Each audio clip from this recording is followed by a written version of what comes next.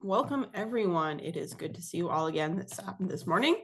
This is the third session of the Book of the Covenant with Rabbi David Silber. This is an ongoing series covering the first two books of Tanakh with an analysis of the laws of Exodus 21 to 23, central to the Covenant of Sinai. It's been a pleasure learning these past few weeks. Sources will be shared on screen from Sefaria, but you are also welcome to follow along in your own Chumash. And with that, I'd like to hand things over to Rabbi Silber. Thank you very much. We're in the looking at the laws of essentially Parshat Mishpatim, what later the Torah describes as the Book of the Covenant. And there are a whole variety of different kinds of laws. Some have to do with interpersonal, or what we call Ben Adam Lechavero, how one behaves towards the other person. Then there are ritual laws, and there's actually there's a mixture of both, which itself is very interesting. One of the points that Moshe Greenberg made about the laws and what makes them special and different is that they're all coming from, not from a king and not from Moshe, they come from God. And so ritual law and laws that are regulating human behavior are all part and parcel of the same thing. Now, we noticed that last week, we noticed that the first set of laws, and actually the longest set of laws that appear here in chapter 21, have to do with slavery. And just to summarize what we saw last week, and I wanted to add one detail. We saw last week that the Torah in three different places has an extended discussion of slavery. In particular, the focus is on the Eved Ivri, the Hebrew slave. It appears in three books of the Torah. It appears here, of course, in Sefer Shemot in chapter 21.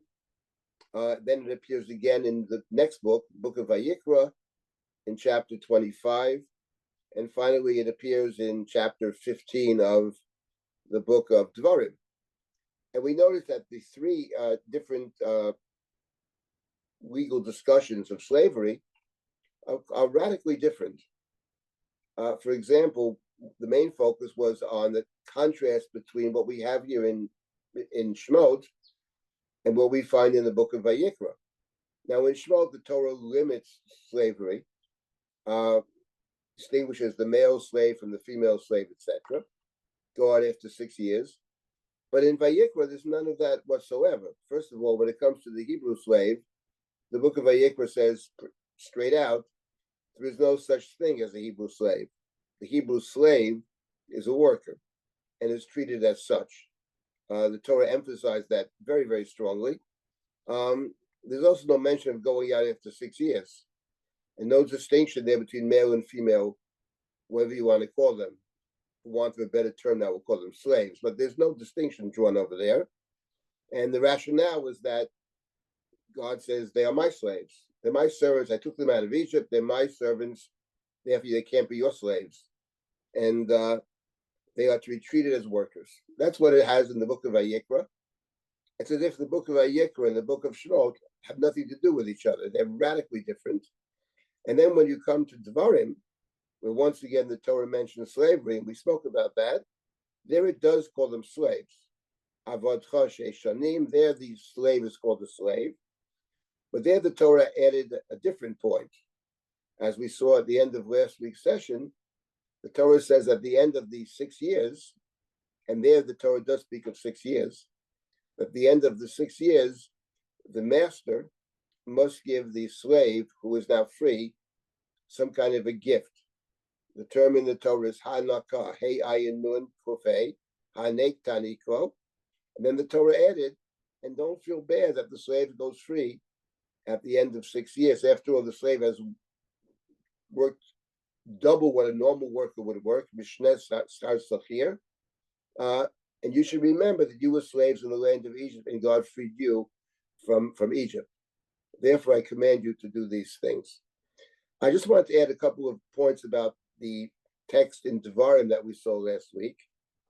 And one important point is this, that unlike the discussion of slavery in the book of Exodus and the discussion of slavery in the book of Vayikra, where the owner is not addressed directly, But in the book of Devarim, the owner is addressed. The Torah speaks to the owner who has a slave. And yes, he's your slave, but you have to remember that you once were freed from Egypt, and you have to give the slave provisions when the slave leaves your place. He no longer is the slave beholden to you, but you must give the slave gifts. Hanek Tanikro. And I just want to point out that is actually in consonance with the larger theme of Sefer Devarim, as opposed, for example, to the book of Vayikra. In the book of Vayikra, in the passages we saw last week, this is actually very important. The book of Vayikra speaks of the land as being God's land. It speaks of the residents in the land as being Gerim v'Toshavim. You can't sell the land in perpetuity. The land returns back in the Yovel, in the Jubilee year. Why, says the Torah? Says God, because it's my land. You are merely residents, Gerim v'Toshavim, strangers and sojourners with me. That's the basic theme of the book of Vayikra. But when you get to the book of Devarim, and this is something that we've seen in other contexts, when you get to the book of Devarim, you don't have that sense at all. The sense you have in Devarim is, yes, it is yours, but dafka, because it's yours, you have the responsibility to make sure that everybody is taken care of. So the Torah addresses the owner. Yes, you have slaves, but only for 6 years, and you have to treat them in such a way. And this probably is similar to the book of Vayikra, to passages in the book of Vayikra, because in Vayikra it spoke about somebody who is fallen on hard times, that you have to strengthen that person. In other words, you want to assure that this person never sells himself, or perhaps in the book of Vayikra herself, as a slave. So that's the responsibility, to ensure that. And the same thing can be said for the gifts that are given to the slave when the slave leaves. Because if the slave leaves with nothing, there's a good chance the slave will be forced to sell himself or herself again. So therefore, the Torah talks about Hanakah. And we spoke a bit about you were slaves in the land of Egypt. And we all remember that when we left Egypt, we left with possessions. Where the possessions were payment for past services, or they are in line with the book of Devarim, that they're gifts given to the slave when the slave leaves, but the idea is the same. That is to say, that to ensure that the person can now be self-sufficient. So I just wanted to point that out about Sefer Devarim, that these 3 big sections in the Torah about slavery, they also reflect the book in which they are found. The book of Devarim is radically different from the book of Vayikra. Very, very different. In the book of Vayikra, you're residents in God's land. It's not your land. In Sefer Devarim, you don't get that sense that it's not yours. It is yours, but you have all kinds of responsibilities. In the book of Vayikra, God is very present in the land. You have the Mishkan. God will walk amongst you. In the book of Devarim, God is up in heaven, and you visit God 3 times a year. But fundamentally, it is your land. If one wanted to reconcile the two books, I would say, as I said last week, it's your land, provided that you understand that in some ultimate sense, it's actually God's land. I just wanted to add that to what we said last week. Okay, so now we're going to start with a new topic. And before I do that, if anybody has a comment about what we did last week and what I just mentioned now, please speak up now. And then we'll begin with a new topic within the book of Shemot, within our section of the book of the covenant. There's a comment in chat from Debbie Sondheim. Yeah, let's hear. Sefer Vayikra is the focus on Hashem sacrifices. It is God-centric. The book of Dvarim, in my humble opinion, is people-centric. It is focused on building a society, a community.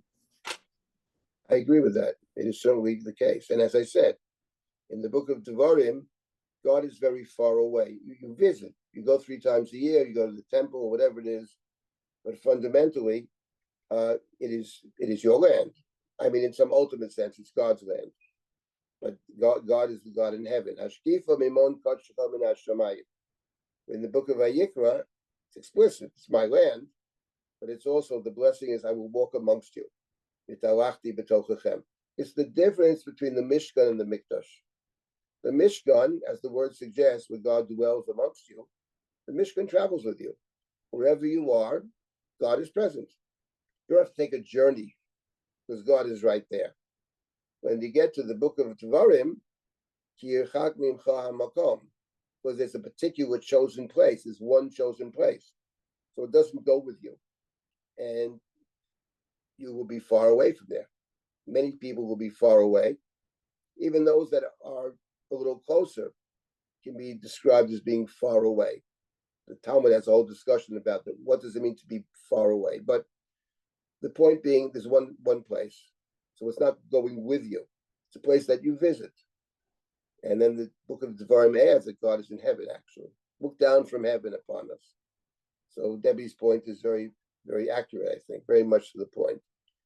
It's a very different story. And I would add one more point, that is one way to read the Torah is precisely this way. That the Torah, the last 4 books of the Torah are exactly this. That you begin as slaves, living on someone else's agenda. And the point of the Torah is to move from a state of slavery to a state of self-sufficiency, or I would say taking full responsibility for building up the land, for dwelling in the land, for administering justice in the land. The book of Devarim has the court, and has the king, and has the prophet. There's a whole society, the judges. You're setting up a society. It's not about living in the land. It's about setting up a society, your own independent society. And that is the ultimate goal in the Torah, which starts with being slaves, and you move from slavery to a sense of taking full responsibility for your own society. Yeah, and there's more to be said about that, but I think it's a very important point. Okay. Can I add one more thing? Go right ahead. I think that in the Midbar, Hashem took care of all the food. And so there was an equality, while in Eretz Yisrael, they would have to take care, and therefore you had poor people. And then you have the possibility of somebody who can't take care of himself and then becomes a slave. That possibility didn't exist because of the man in the Midbar. So that Right. was also a difference. And then you have the different levels in society and the rich and the poor. Ki yamuch achicha mimcha. So that Right. was also a difference in Eretz Yisrael once they got to their land. Yeah, that's certainly the case, 100%. Yeah, totally agree. It's well said. Okay, let us begin now a new section, and let's begin with chapter 21 in the 12th pasuk. At some point, I'm not sure, not today, but at some point, I was just recently looking at the Hammurabi's code, and the some of the parallels to the code of Hammurabi are very striking. Of course, Hammurabi's code was discovered about 1900. It's about 300 or so different sections in the code that we have, maybe more to it that we don't have, but some of them are very similar. They're different than the Chumash. Let me make that clear. But some of the sections and the cases they deal with are parallel. So at some point in time, I wanted to spend a few minutes to talk about the Hammurabi's code, which precedes the Torah by hundreds and hundreds of years. And there are other codes as well that precede the Torah. And the question, obviously, if anybody who studies this, is what is the relationship between what the Torah has to say and what we have in these other codes? Hammurabi being the most famous of them, but not the only one, and not actually the earliest one. There's another code that's probably even earlier, maybe one or two. So in any event, we'll deal with that somewhere down the road. It's a problem. You have to. I mean, I don't think you can simply ignore it. Well, you can ignore it, but I don't think one should. Okay, let us now begin. So we saw slavery as the beginning, and that's a big topic. And we saw there are 3 big sections in the Torah that deal with slavery. Now we have a whole other section, beginning in the 12th pasuk, and running all the way down, I would say, until pasuk number 27. The Torah deals with what happens when a person kills or injures another person. That's the basic set of laws over here. The first verse number 12, Makeish v'meit mot yumat. Someone who strikes a person and the person dies, mot yumat, that person shall be put to death. It's not surprising in a way that the Torah begins with this, but if you think about it, and this is a point that the Rambam, the Ibn Ezra pick up, but that the Sefer HaBrit, the Book of the Covenant, which really began at the end of chapter 20, is related to the Aseret HaDibrot. And if you think about the Aseret HaDibrot, the Dibrot, there are 10 Dibrot, but they can be very easily divided into 5 plus 5. And if you divide it into 5 plus 5, the first 5 being related, the human being to God, and the last 5 human being to human being, in other Machavero, the first of which is Lo Tirtzach, to not murder. So it's not surprising, actually, that once we have this long preface about slavery, and that's how the 10 Commandments begin as well. I am the God who took you out from the house of bondage, from the land of Egypt, Mi Beit Avodim.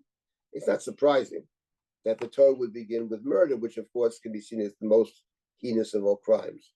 Makeish v'meit mot yumat. In this little verse, there's a very important point, namely that justice for the Torah is what you do is what is done to you. Makeish v'meit mot yumat, and it's like Makeish v'meit dies, then yumat. The mot yumat is for emphasis. Certainly should die. And if you think about this, there are 2 other verses in the Bible which actually make the same point. And I'll mention one of them. It's probably familiar to all of us. And that is in the beginning of the Torah, the story of Noah, when Noah emerges from the ark. So God speaks to Noah, who's emerging from the ark. And what God says to Noah is, among other things,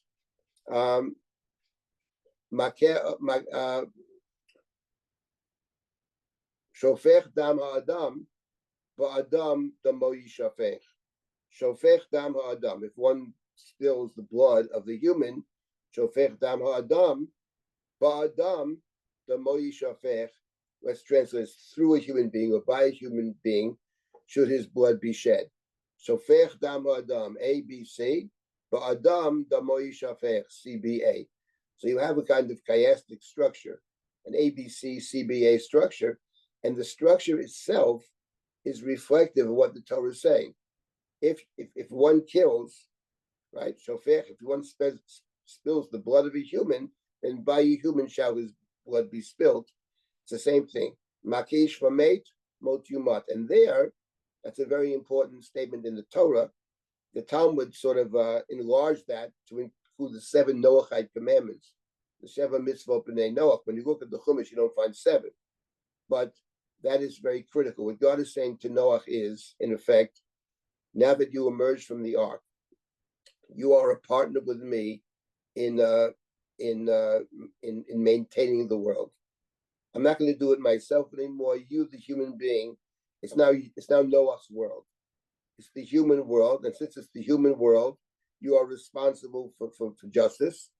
And the first thing God says is, Shofech dam ha'adam, da'adam damo yishafech. By the way, we have a similar kind of thing where the structure of the verse reflects the idea of the verse, which is a very interesting concept. We have this as well in the book of Shmuel, in the story of Amalek, when King Saul was commanded to kill Amalek, and he fails to kill all of Amalek. He spares the king, King Agag, the Amalekite king, and Shmuel confronts him, and he spared the best animals. And at the end of the story, Shmuel himself kills Agag. And before he kills Agag, he says to Agag the following: Kasher shikla noshim charbecha, kain tishkal minashim imecha. Right? As you are, right? Kasher shikla noshim charbecha, the same way that you have caused mothers to be bereft of their children, Okay, right? So too your mother shall be bereft of her child. So again, you have this idea of kind of equality of punishment. The same, what you did to them, I'm now going to do to you. And the verse has this parallelism to it. So these are two very good examples of where the structure of the verse actually reflects the idea of the verse. And this is, I can't emphasize this enough. This is a very central idea. And it's an idea that the rabbinic tradition wrestles with, as we shall see. Because we're going to come to an eye for an eye, ayin tachat ayin, and the Talmud will wrestle with that. Talmud's not happy with the idea of simply poking out my eye because I took out somebody else's eye. In any event, we'll get there very, very soon. So that's the first statement. Makeh ish v'meit mot yumat. And now, in the next pasuk, we have the following: V'asher lo tzada v'Elohim ino liyado v'samti l'chol makom asher yanus shama.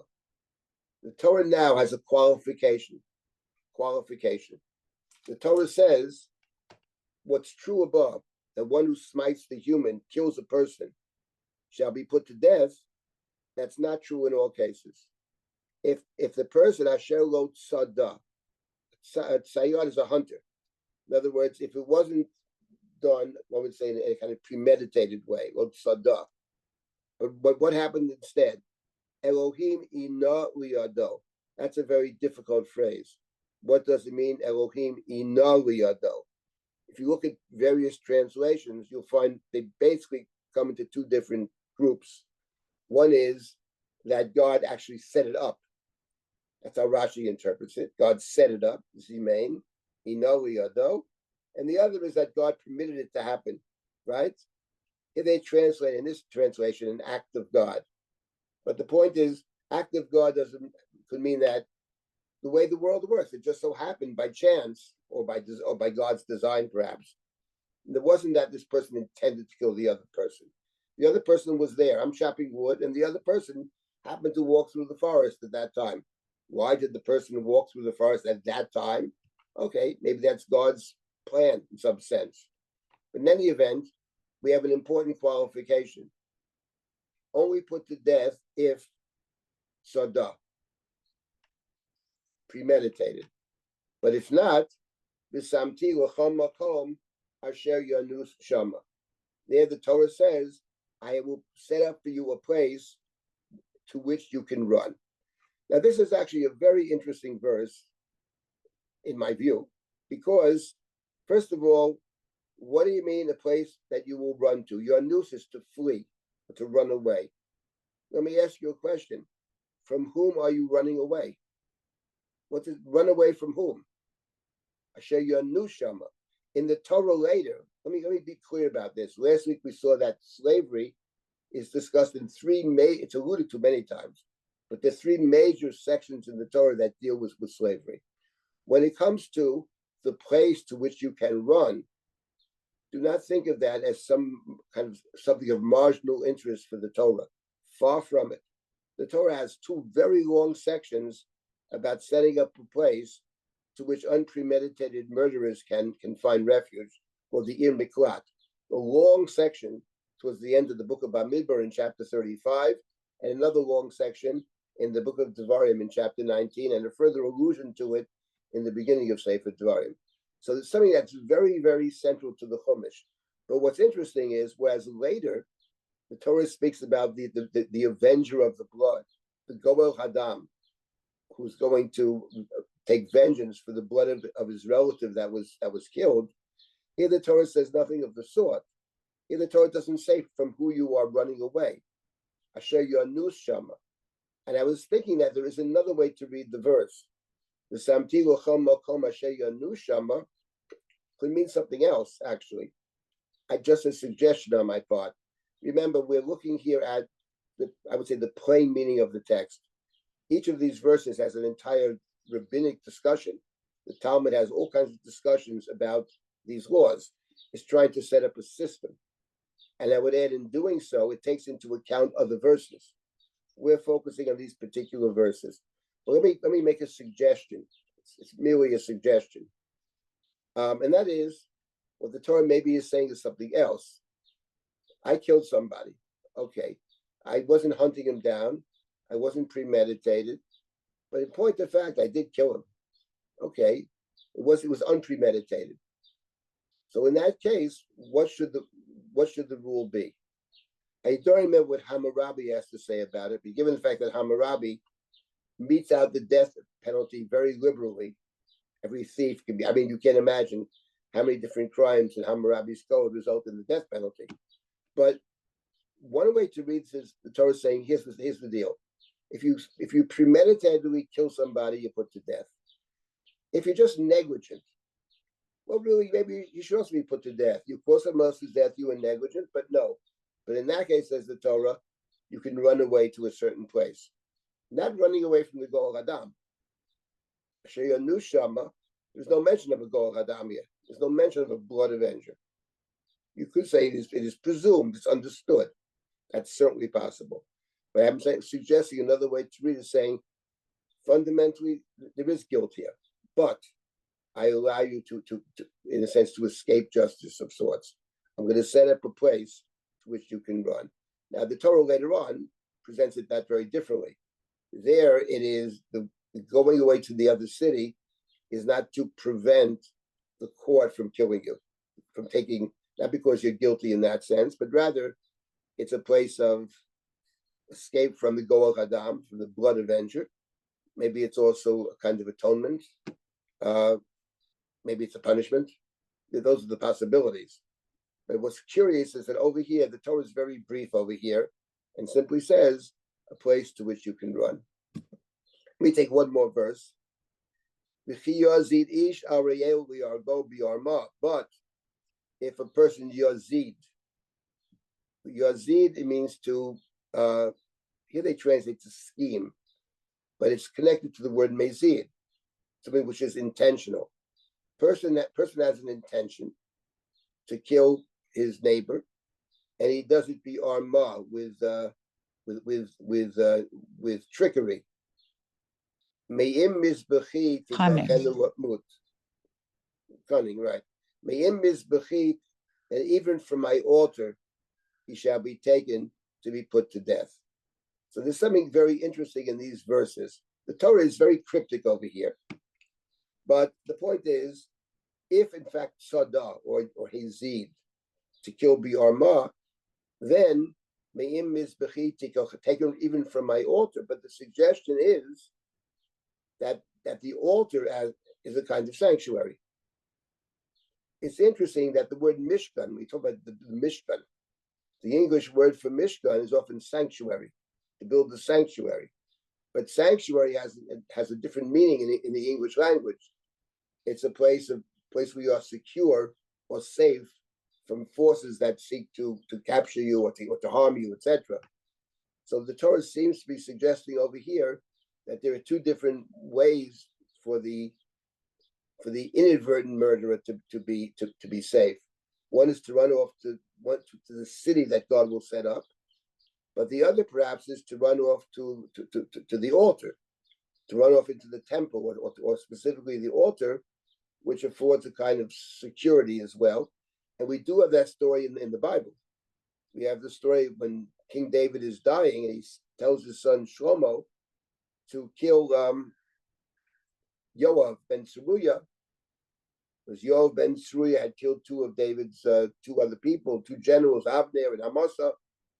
And David instructs Shlomo to kill him, and you're a smart guy, you'll figure it out. And when Yoav hears about this, he runs off and he goes on to the altar. That whole story in the beginning of Sefer Melachim. And the question is, will the altar afford protection for Yoav or not? At the end of the day, it does not. But initially, the one who was sent to kill him, Yoav ben Yehoyada, Shlomo's hitman, he walks in there and he tells Yoav, please walk out, please walk outside. And Yoav says to him, I'm not walking outside. If you want to kill me, you'll kill me here. And Benayo doesn't know what to do.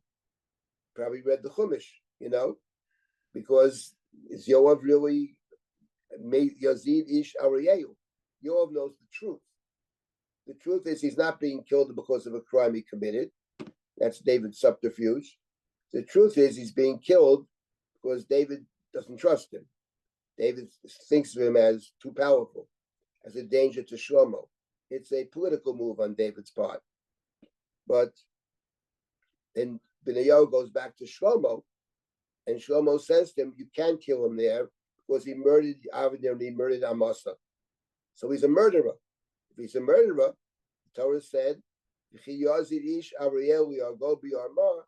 kills him in a sneaky way, a scheming kind of way, then even from the altar, take him to die. And he did kill Avner in a very sneaky way. That is true. Whether Avner is an innocent or not, that's a discussion for the book of Shmuel. Yoav doesn't think so, but that's a very interesting question. In any event, I'm simply pointing out that there are two different places that afford security for the inadvertent murderer. One is the altar, and that's the story of Yoav. In fact, in that story, initially, even before Yoav, Shlomo's brother, what's his name again? Shlomo's older brother, Adoniah ben Chagit, when Shlomo becomes the king, he also runs off to the altar.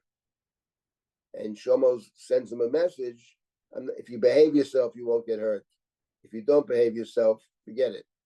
So, and Shlomo ends up, of course, killing his brother. But so there you have the altar. And of course, the Ir Mikot is a major theme of the Torah. I don't want to get into now why it's such an incredibly important theme. But here you're ready. The first thing you confront in the context of murder is the Ir Mikot. Verse number 15. Umakeh ovi v'imo mot yumat. Ovi v'imo does not mean both your father and your mother, presumably. It means your father or your mother, right? One who hits one's father or mother shall be put to death. Now over here, it's actually very interesting because the text presumably cannot mean what it means in verse number 12. In verse 12, it said, if one hits a person who dies, he shall be put to death. Verse number 15 cannot possibly mean that because hitting your father or mother and killing them, the Torah would not need to tell us that you're put to death.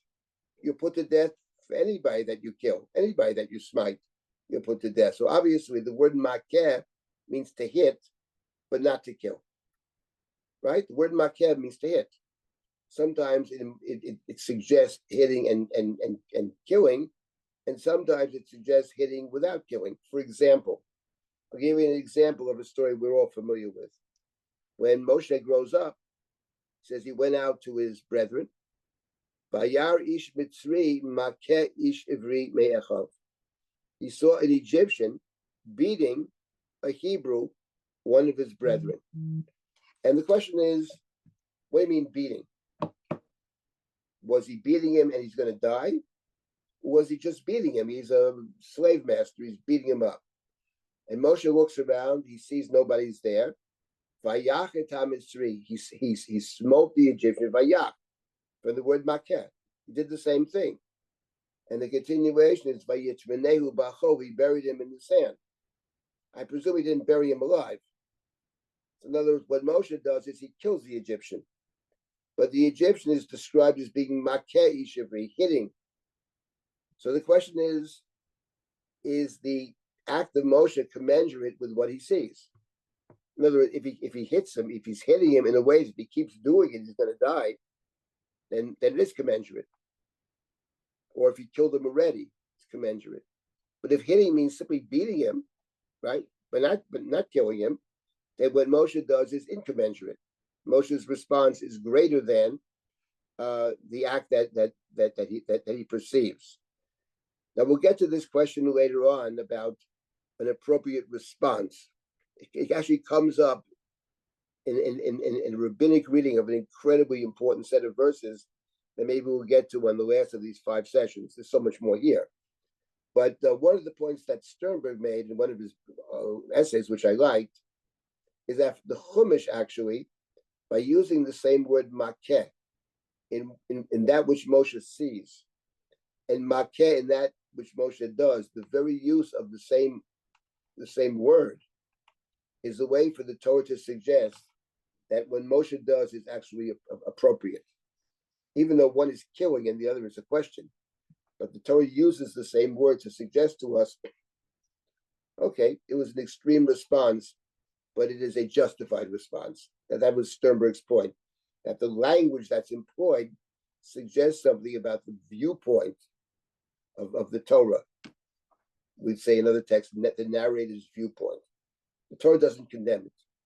On the other hand, after Moshe does it, he's forced to go into exile, which is the punishment in the Torah later for the one who was the kind of the unpremeditated murderer.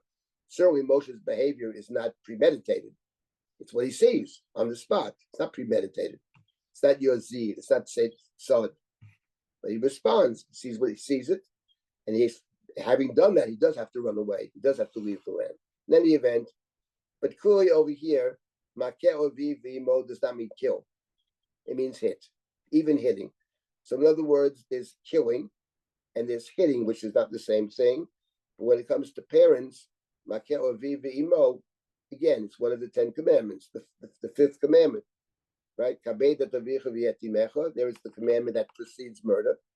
But over here, the Torah says, speaking about hitting, makeh or v'imo is different. Okay, that's verse number 15. Now we come to verse number 16 and verse number 17. I wanted to point out something that's very interesting about these laws.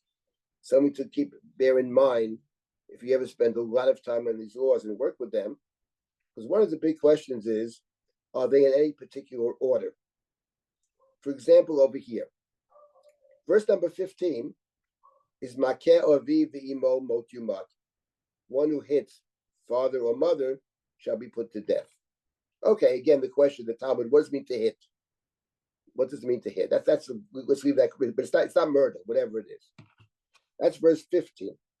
Then verse 17, umekalel avi v'imo mot yumat. If one curses one's father or mother, one shall be put to death. So the first is verse number 15, and then you have, and verse 17 is about cursing. If I were writing it, I would have put verse 17 in verse 16, right? Well, you're talking about father and mother, hitting them, mot yumat, capital offense, cursing, capital offense, but the Torah doesn't set it up that way. The Torah has verse number 15, makeh ovi v'imo mot yumat, but verse number 16 is about a completely different topic. V'gonev ish umecharo, v'nimtza v'yado mot yumat. Verse number 16 is about what we call it kidnapping. If one steals a person and sells him, v'nimtza v'yado, we'll get to that. It is found in his hand, or in his purview, in his place. He shall be put to death. So verse number 16 separates verse 15 and verse 17. Yes, it is a capital offense. Yes, stealing a person reminds us of what we have in the Aseret HaDibrot, right? Lo tignov. Lo tignov is understood rabbinically to refer to kidnapping, even though lo tignov can be do not steal. It generally means do not steal. But it's in the 10 Commandments, and it's right in the 10 Commandments, right after lo titzach, lo tinaf, lo tignov. So you have, it's curious actually that it's here, but I think this is a very interesting thing to think about, as the way the laws are structured. They are structured and say there's A, and let's call 15 would be A, hitting parents, and 17 is cursing parents. Let's call that A prime. But in between, there's something else. B. It's like an ABA kind of structure. And this is true in general. In a lot of places in these verses, you will notice that you have a statement, then some intervening statement that's related in some way, and then the Torah goes back to the first theme. That's something that was pointed out by others, and it's often true in these set of laws. Let's get back now to verse number 16. Verse number 16, the Talmud discusses at great length this question of what does verse 16 mean? One who steals a person, gonevish, and sells him, v'nimtza biyado. That's the problematic two words. V'nimtza biyado, mot yumat. There are different possibilities as to what it means. And before I get to, I have a suggestion about what I personally believe it means, as at least a possibility.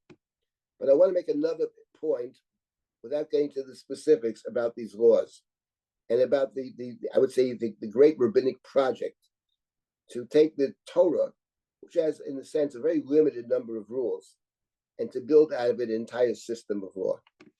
And that is that what the Talmud does is it notices that there are different psukim in different parts of the Torah. For example, Sefer Devarim has many, many laws, some of which are totally new, and some of which appear to be repetitions of what we find earlier in the Torah. The law against kidnapping and then selling the one that you kidnapped, is found also in the book of Devarim, in different language. And the rabbinic project is to try to figure out, you have these two different psukim, how can we reconcile the psukim? And from these psukim and the reconciliation, how can we build out a whole code about kidnapping? But again, I wanted to emphasize in these sessions, I'm focusing on what the Rashbam calls the Pshuto Shel Mikra, his famous introduction. He says, listen, there's a whole world of the Talmud here. I want to see what the psukim seem to be saying, without getting to the intricacies of the Talmud, how they work it out. And I want to mention the key to me, the problematic is of the two words, v'nimtza biyado. What does that mean? One who steals a person and sells him, v'nimtza biyado mot yumat. One way to understand it is, right, that if one kidnaps a person, here the translation of is solely one possibility. Whether he has sold him or is still holding him. In other words, you stole a person to sell the person. Traffickers, that's what we're talking about over here, trafficking. You kidnap somebody, often children, I would add, and you sell them. That is a capital offense. And the Torah says, according to this translation, because you stole him to make money. Well, why do you kidnap the child? You don't want to keep the child necessarily. You kidnap the child. You want to make money. You want to traffic the child. But the Torah here says, according to this translation, if one stole a person to sell him, a slave or whatever it is, and then the Torah adds, or if you didn't, or if you didn't get around to it yet, you stole the person to sell him as a slave, traffic him, whatever, all kinds of terrible things. Maybe you didn't get around to it yet. Maybe v'nimtza biyado, it's still in your possession. Makes no difference. Mot yumat, even in that case, you are put to death. That's certainly one way to translate the verse. Obviously, that's one way to translate it. The Talmud has whole other discussions about this. I'm not getting into it, but I did want to make a suggestion about another way to translate the verse, which I think is an interesting one, and that is gonev ish umecharo. If one steals a person and sells him, v'nimtza biyado, I would translate not and but or nimtza biyado, or the one with whom the kidnapped person is found. That is to say, the one who sells the kidnapped person and the one who buys the kidnapped person. V'nimtza biyado mot yumat. V'nimtza biyado then doesn't refer to the same person. It's just like makeh ovi ve'imo mot yumat. It doesn't mean if you hit your father and your mother. It means either way. Either you hit your father, or you cursed your father, or you cursed or hit your mother. Either one, mot yumat. And I suggested over here, one way to read the verse, I'm not sure which is the better way. One who steals, someone kidnaps to sell, or one who purchases, or the one with whom the one with whom this person is found. In either event, mot yumat. This is what we nowadays call trafficking, which is a terrible crime, and it happens all over the world. Often women are kidnapped. It's just a terrible thing. Women, children, you name it. And here the Torah singles this out. So nimtza biyado, we'll come across this expression later in these laws of nimtza biyado. Okay, now let us continue. The two other sections I want to get to. Let's start with verse number 18. Okay. Now in verse number 8. Rabbi Silber, do you have time for a quick question before 18? Yeah, go verse ahead. 18? Yeah, go okay. ahead. From the chat, does verse 16 connect at all to selling Yosef? Well, this certainly connects to selling Yosef, whether that's the intention, the sale of Yosef is exactly this. It's basically taking your person, in this case your brother, and selling him. Whether the brothers actually sold him or not, that's a different question. But the intention was to sell him. That's what Yehuda says. Why should we kill him? Why should we kill him? We don't. There's no profit in killing him. Mabetza. Let's sell him to the traders, the Ishmaelite traders. We can see in the distance. And Joseph was sold for money. The question is, did the brothers do it, or did the Midianites who came in the interim do it? That's a question when you study the Joseph story. But certainly the intention was to do it. I often commented, now sort of dark humor, that Yehuda says we shouldn't kill our brother. So he was studying Parshas Mishpatim, and he got up to the 12th pasuk. Maka ish v'meit mot yumat. If you smite another human being and you kill the human, you're put to death. So Yehuda says, listen, I was in Cheder the other day, and I read pasuk Yud Beis in Mishpatim. You can't do it. It's against what the Torah said. The problem was he had a cold the next day, stayed home from school. When they read the pasuk number 16,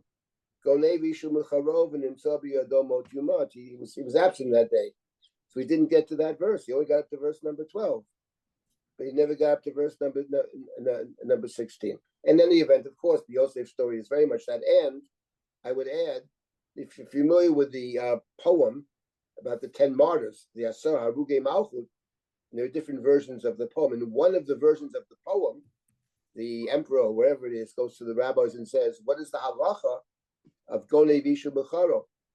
And the rabbis say, Mot Yumat. And the emperor says to them, so what happened to the 10 brothers who sold Joseph? How come they weren't put to death? Well, they're gone now, but I'm going to take 10 of you in their place. That's the one of the versions of the famous poem of the Asar Harugei Malchut. It's exactly this puzzle.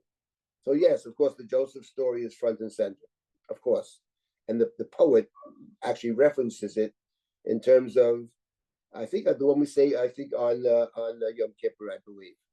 Yes. Okay. Anybody else? Any other questions? Yeah, David. So Sam is here this is Sandra Rappaport, and Sam asks. He said you've got the vav of inclusion between he kidnaps him and he's found in your hands. So is that significant? No, what I'm saying is right. What I'm saying is that's how the Talmud understands it. What I'm suggesting is that the vav can also mean or. And the previous verse, one who cannot possibly mean that you have to curse both your father and your mother. I see. So we're inferring that in one case it's not and, it's or, and so we're right. Okay. Right. I'm suggesting that same way in the previous verse it's or. So in this verse it could also be or. Either one. Either the one with whom it's found. You have to take and still have him in your possession. The fact that you took him and or he is still in your possession, you're still liable to be mot yumat. Right, but right, that's one possibility. And the other possibility is that if you sold him, you're guilty, or the one with whom he's found, the one who actually bought him. Mm-hmm. In order to sell him, someone's got to buy him, right? Okay, so okay, got it. I'm suggesting that the buyer, the trafficker, the one who kidnaps the person and sells them to the guy at the other end, what I'm suggesting is, I mean, I like this interpretation that they're both responsible. Both the guy who sells, but if no one's going to buy the victim, then there's no business. The business works when someone's willing to buy it. Okay, so buyer and seller are both liable. That's a suggestion. I'm not saying I can't say 100%, but that's my suggestion. Okay. Okay. Now let's move on to verse number 18. Now, verse number 18, you have in law in general, sometimes they simply state the law, and sometimes the law gives you cases.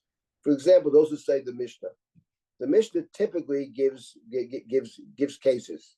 That just states abstract laws. And we'll see that over here in verse number 18, we have a case, and then we'll get to verse number 22, I hope, this week, and we have a very, very important case, and the question is how to read it, which is an age-old question. Let's start first with verse number 18. It says, Ki rivun anoshim. People are quarreling. And one smote his friend, hit his friend with a fist, or with a rock, or with a fist. So the person did not die, means didn't die right away. The person is injured. Specifically, the Torah mentions a rock or a fist because later on in the Chumash, when the Torah speaks about is it premeditated, is it not premeditated, what was the intention? One of the factors later in the Chumash is what was the weapon? Is it something that typically you would expect that the person could die from this blow? So that's over here. Evan and a growth means it's possible to be killed by it. It's also possible not to be. In this particular case, the person did not die, but became ill. Nafal mishkav. Im yakum v'talech b'chut al mishanto v'nikar makeh.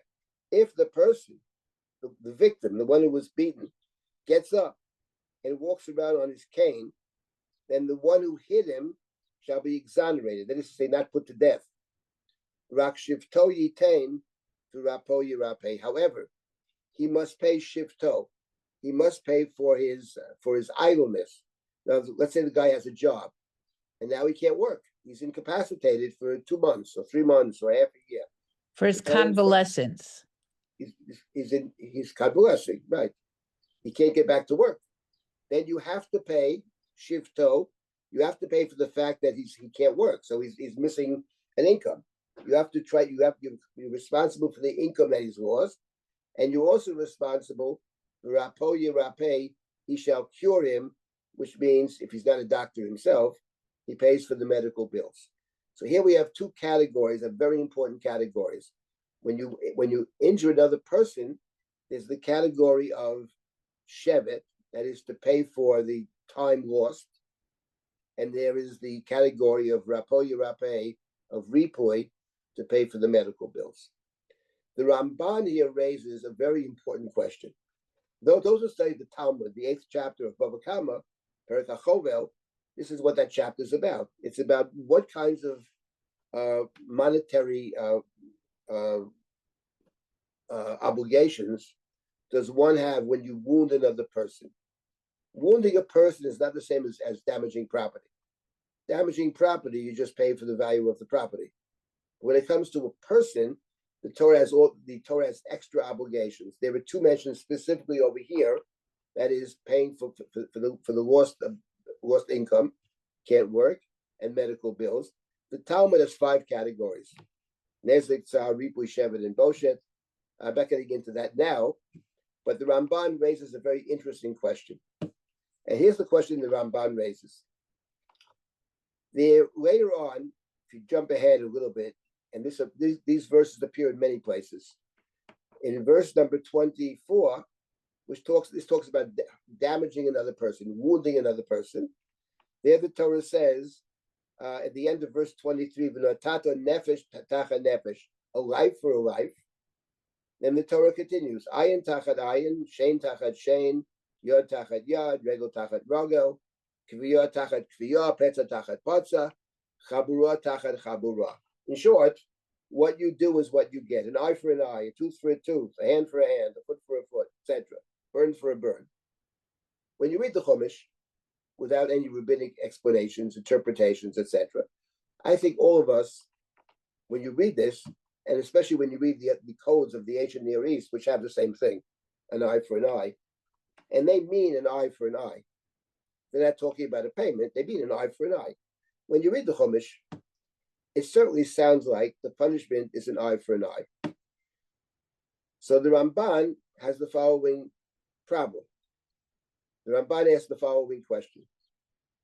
Of course, the rabbinic understanding, the rabbinic interpretation is that an eye for an eye means the value of an eye for an eye. You don't actually take out the other guy's eye. We'll talk about that. But in any event, but the plain reading of the Chumash and the Ramban is interesting. The Ramban, on one hand, is a great Talmudist, great halachist, obviously. But he also cares very deeply about the plain meaning of the Chumash. And the Ramban is bothered by this problem. If it means payment of an eye for an eye, why does it say an eye for an eye? So we'll discuss this later, not right now. But the Ramban is the following question. The Ramban says, if the punishment is an eye for an eye, okay, let's take it quite literally, an eye for an eye. So the Ramban says, so why should I pay then for the fact that the guy is missing work, or for the guy's doctor's bill? Wouldn't that be included logically in the fact that my eye was taken out? Whatever doctor bills he's got, I got, right? If I wounded him, I chopped off his arm, I damaged his arm, cut off his hand, they cut off my hand. Okay, he's got medical expenses, so do I. He loses his work, so do I. Why would there be these kind of payments if one takes an eye for an eye quite literally? So the Ramban actually suggests that maybe it's true. He says, the Ramban suggests initially, he says, maybe that's the case. Maybe the situation of an eye for an eye or a limb for a limb is where I actually cut off the other guy's limb. But maybe what the Torah is talking about over here, when I hit somebody, he didn't lose a limb. He didn't lose a limb. So in that case, the Ramban thinks maybe then the rule of an eye for an eye doesn't apply. Then, or in that particular case, I didn't lose my limb. So in that case, I pay for. I'm not guilty in the sense of I don't lose my limb, but there I do have to pay for the shifto yitain v'rapo yirapeh. In other words, the Ramban is arguing you can still maintain that an eye for an eye means literally an eye for an eye, and still interpret verse number 19 to be in a case where there is no loss of limb. At the end of the day, of course, the Ramban says, we accept our tradition. That doesn't really mean an eye for an eye. But the Ramban wrestles with this question, and he has a very, very interesting idea. Because after all, the Ramban asked the question, if it's not an eye for an eye, why does the Torah say an eye for an eye? That's the Ramban's problem. The Ramban says, I want to understand it. Okay, I accept that it's money. It's a monetary payment. We'll talk about that next week. But the point is, but then why did the Torah in fact say an eye for an eye? The Ramban says something very interesting that I want to put out there. We'll talk about it next time. In any event, so here you have a case in verse number 18 again. Again, vihika. Again, you have hitting. But in this particular case, it's hitting which doesn't lead to death. Now, in the case of hitting parents, it's a similar thing. Because clearly it can't possibly mean killing parents. Because killing parents, the Torah wouldn't have to mention it altogether. Killing anybody is a capital offense. So makeh aviv, the word makeh has to mean to hit, not kill. And the Torah then picks this up over here, and then in this instance, and the Torah comes up with a new idea, a new rule that you have to pay for medical bills, and you have to pay for time lost. I think that's very interesting. I don't know if this appears in any of the codes, but it's a very interesting rule that we encounter here in the Torah. Okay, now we still have some time, and I did want to begin with a very, very important set of verses. I mean, they're all important, but this is a very interesting in the sense there's a set of psukim here that can be read in two very different ways, and depending how you read it, there's a very, very different outcome. I'm going to skip for now verse number 20 and verse number 21, which talks about hitting yakeh, hitting your slave. Notice, however, though, that verse 20 and 21 about hitting slaves. Then you have verse 22 about something completely different. And then you get to verse 26, once again hitting slaves. You see the same way that's set up A, and then something intervenes, and then you go back to A prime, right? So verse 20 and 21, Yakeh Ishat Avdo, verse 20, that's 20 and 21, and then 26, Yakeh Ishat Ein Avdo. It follows logically. You would have expected verse 26 to follow what we have is verse 21, but we have something else in the interim, just as we saw before with Makeh Aviv and Mekaleh Aviv. In the interim, you have Gonei Bishu Mecharo. That's the structure. Is very interesting to see the structure of these laws. Now let us go to verse number 22. In the remaining time that we have, we'll take a look at these psukim. We probably won't finish it right now, but let's just start with it. Ki yinatzu anoshim. Again, we have a case. Following story. Two people are fighting. Yinatzu. Nitzim is fighting. Moshe encountered two Jews, Nitzim, who were fighting with each other. So two people are fighting with each other. V'nagfu isha hara v'yatzu yiladeha v'lo yiyeh oso. What happened? A woman, one of them, could be either one of them, right? Nagfu, pushed, damaged a pregnant woman. V'yatzu yiladeha, literally her children came out. Here they translate a miscarriage and resulted. Okay? But v'lo yiyeh oson, no other oson took place. There's no oson. What should be in such a case? Anosh yeyonesh. The person who, the one of them that hit the woman shall be punished. Onesh is a punishment. How should he be punishment? Kasher yoshito of bal ha'isha, as much as the husband of the woman demands. However, v'notan b'flilim, the payment is based b'flilim. Here they translate with a reckoning. Of this translate, plilim are actually judges. In other words, the husband can advance a claim, a monetary claim, but the case has to be adjudicated. The case goes to court. But v'im oson tiyeh, if other, here they translate other damage, oson, a misfortune took place. V'duatato nefesh tachat nefesh, a life for a life. Now the question is, what exactly is the case? And here we have a huge, and I mean huge, debate between the rabbinic tradition on one hand, as reflected in the Targumim and the Gemara, and the Septuagint has a different understanding of what takes place over here. And surrounding this is a huge question. What is the problem over here? The problem is, what does it mean, v'lo yiyeh oson, oleda im oson yiyeh? So let me start with. I'll start with the mainstream Jewish tradition, but how to understand the situation. The situation is this: two people are fighting, and one of them hit a third party. In this case, the third party is a pregnant woman. Now, whether the pregnant woman was involved in the fight, trying to take the side of her husband, it doesn't say that at all. It doesn't say that in the text. So let us assume that's not the case. Let us assume she's just a third party. So the first point is, and the interesting point is, that A intends to hit B. Reuben intends to hit, maybe to kill Shimon. But what happened was that Reuben did not injure Shimon, but Reuben injured Levi, or in this case, Rachel. So a third party.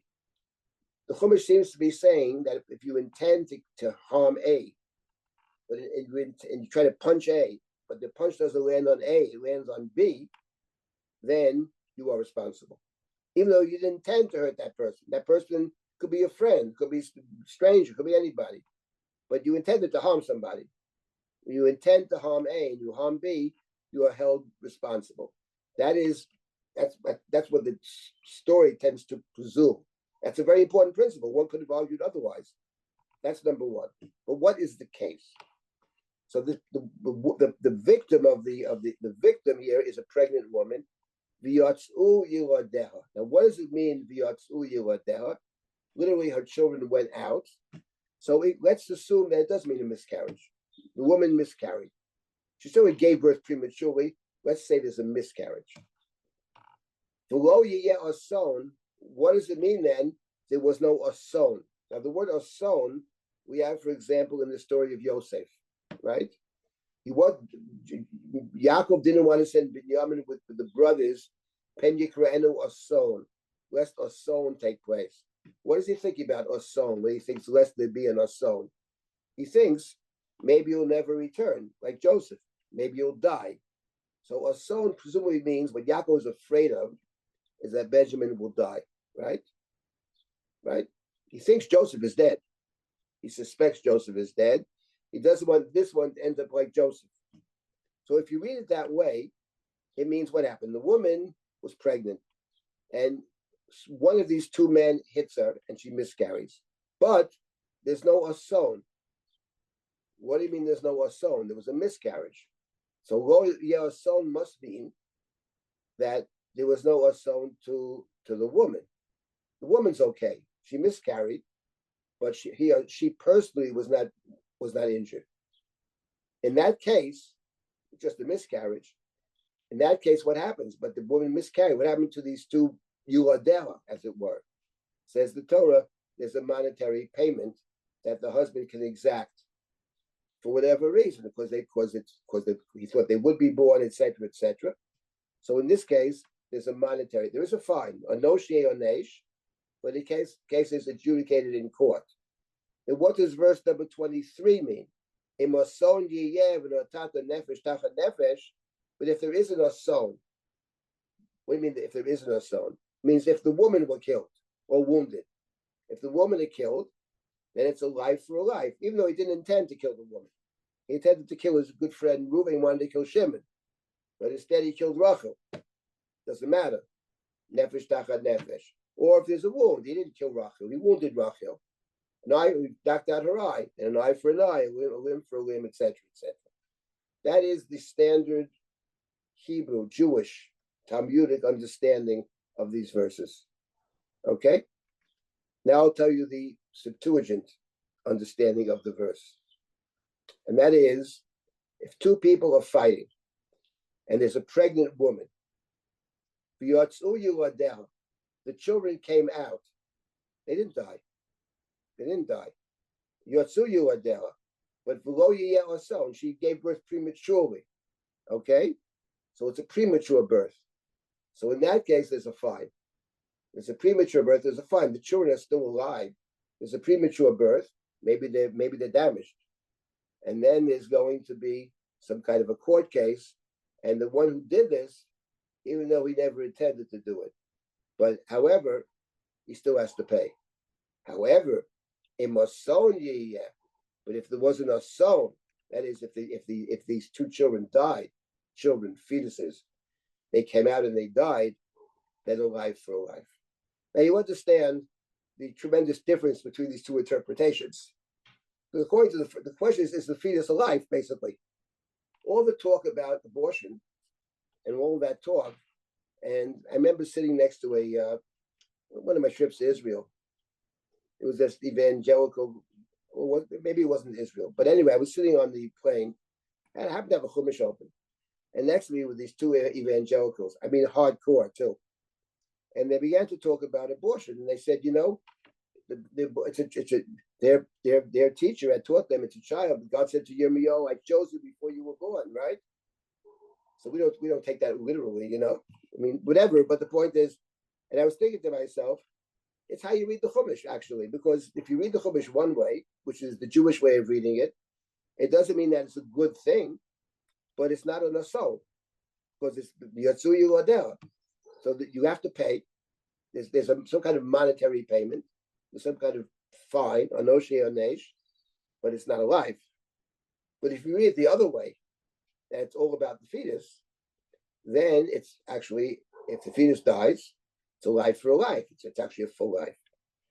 Now, the question is, when you read these two different possibilities, the question is, which of them makes more sense in terms of the simple reading of the Chumash? I got to tell you the truth. I think that the B'yotzu Yuladera doesn't seem to me, I mean, the question is what B'yotzu Yuladera means over here.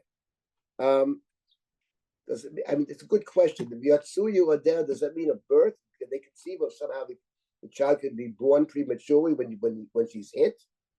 I mean, I don't know. It strikes me as odd. I don't know if we find this expression any other place.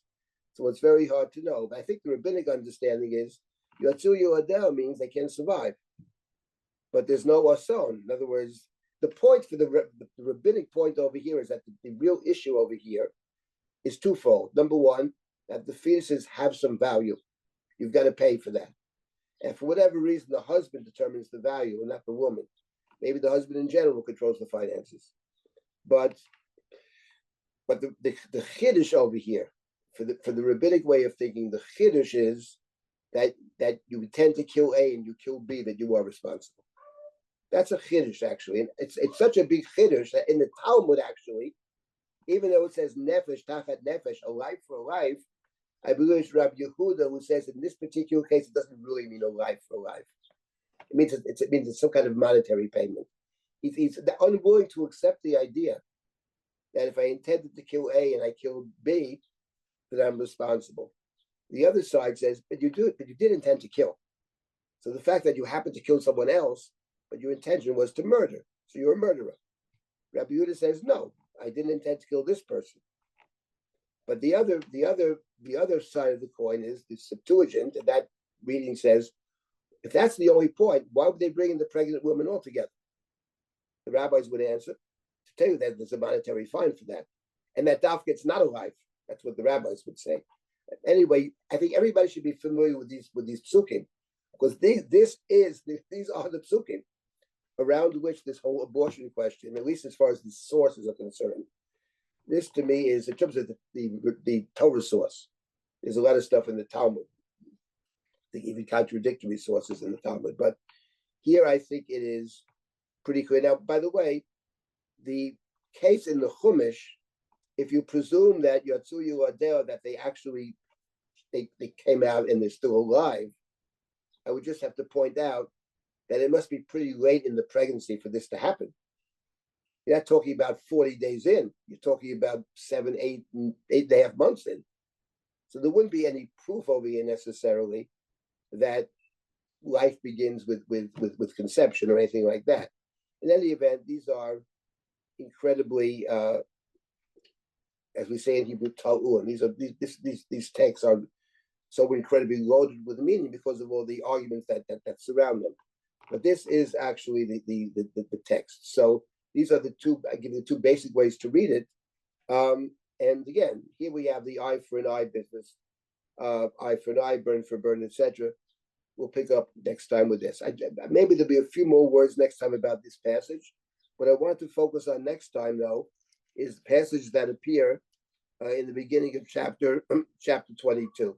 Maybe briefly speak about the end of 21, about damages to property. But there's a story, of course, in B'machteret, the beginning of chapter 22, and to start from there, and then to run into the question of people that have paid or not paid money to guard other objects.